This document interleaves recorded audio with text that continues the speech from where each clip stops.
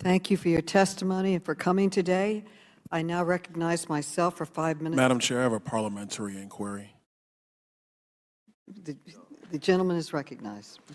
Madam Chair, the U.S. Supreme Court case U.S. versus Watkins makes clear that Congress's investigative power must be related to and in the furtherance of a legitimate task of Congress.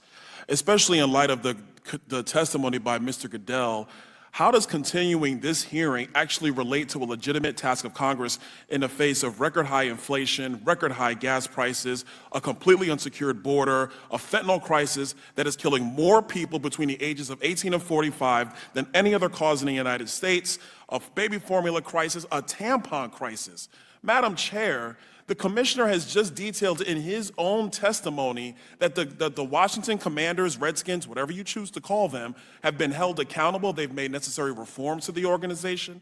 You got a chair here from Mr. Snyder who told the committee he was not going to be here. The gentleman will suspend. But Madam Chair, what is the purpose of this?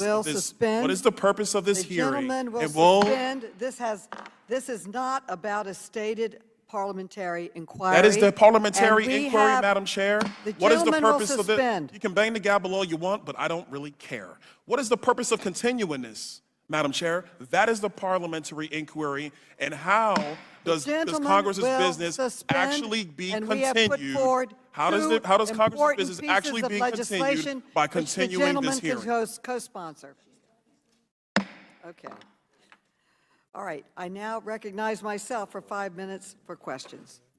The NFL's decision not to release the findings of an investigation into the toxic workplace culture at the Washington Commanders denied victims and the American people of a full accounting of what transpired at the team for the past 20 years.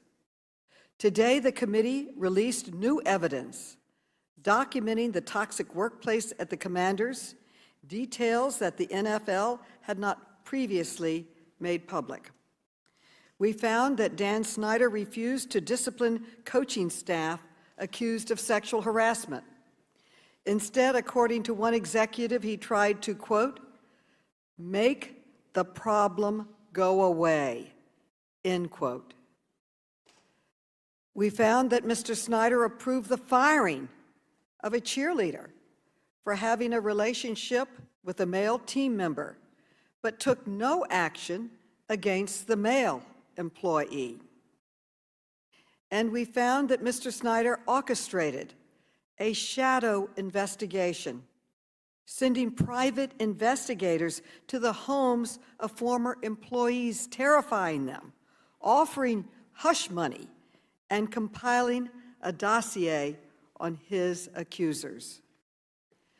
Commissioner Goodell, do you think this is acceptable behavior for the owner of an NFL team? Mr. Goodell. Chairwoman Maloney, that is exactly why we took this issue so seriously. It's exactly why we engaged an independent investigation with Beth Wilkinson and her firm. She had full access to be able to engage with anyone who Reclaiming my time, I have very limited time, and thank you for appearing and for your testimony. We don't You're watching Live Now from Fox, everybody. We will be taking a quick 2-minute break here for some of you, and we'll continue to listen into this in-demand House hearing featuring the NFL Commissioner. Will you commit today to providing this committee the full findings of the NFL's internal investigation while protecting the identities of the confidential witnesses? Mr. Goodell. We gave a summary report, Madam Chairwoman. The report was broad in its nature, but specific to the fact that the culture at the Washington football team for too long was toxic and incorrect. We made a commitment to protect their identities. We are going to continue to do that and make sure that we protect that for not only this investigation, but also... Respectfully, Mr. Commissioner, reclaiming my time, because we have limited time. You have claimed you are withholding this information because you are protecting the privacy of witnesses. But many victims, even in this room, and witnesses have publicly stated that they want this information to be released. And the NFL has made other investigations public, and I thank you for that, including the 2014 investigation into the workplace misconduct at the Miami Dolphins. Respectfully, Mr. Commissioner, for full accountability, we must have transparency. Mr. Snyder, of course, has refused to testify today. We thank you for making the Dolphins report public. We'd like to have the Wilkinson's report made public. And I'm asking you, what specific steps will the NFL take to hold Mr. Snyder accountable for refusing to testify before Congress? Madam Chairwoman, I do not have any responsibility for whether he appears before Congress. That is not my choice. That is his choice. Let me stop you right here. Mr. Snyder has not been held accountable. His refusal to testify sends a clear message that he is more concerned about protecting himself than coming clean with the American people. If the NFL is unwilling or unable to hold Mr. Snyder accountable, then I am prepared to do so.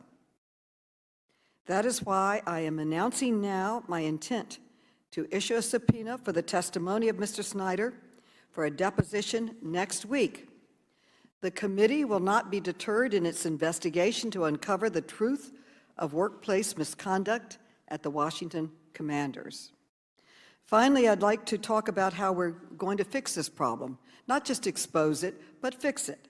Last week, along with many of my colleagues, we introduced 2 bills to ensure that employers like Dan Snyder cannot abuse non-disclosure agreements to silence employees and cannot film their employees and use the films without their consent. Commissioner, do you support the intent of these legislative reforms? Yes, Madam Chairwoman, we've had an opportunity to be able to see your outline of this legislation, and both these legislation and concept. We certainly support it, and we're happy to work with your staff. While I have the microphone, I'd also like to say respectfully that Dan Snyder has been held accountable. As I mentioned in the opening, he faced unprecedented discipline, including financial fines, being removed and away from the team at his request for a period of time, up to the year now already. And secondly, and more importantly, transformation of that organization that has gone on in the last year, which is really important to the employees that are there now. And I hope because of the individuals that came forward in the context of this investigation, they helped us make those changes. And we accepted every one of the workplace recommendations by Beth Wilkinson. And we think that it's had a dramatic impact, as you've seen from the independent and audit that was done just before your hearing back in February that indicated a substantial transformation of the organization, which was our ultimate objective. Thank you very much for your testimony. I want to thank you for your support of the legislation, Madam Chair. which we intend to pass and protect employees, not only at the Commanders, but across this nation. I yield back. Madam Chairman. And now recognize Ms. Madam Fox Chairman. for 5 minutes. Mr. Madam Chairman, I got a parliamentary inquiry following up on what Mr. Donalds raised. By what authority is this committee investigating a private business, a private entity, to hold this hearing? What authority do we have? Can you cite me that? We have authority to investigate anything and everything, and we have putting forward legislation. And Ms. Fox, you are now recognized. Anything and everything. We'll remember that, Madam Chair, in January. That's a total embarrassment. Ms. Fox, you are now recognized for 5 minutes.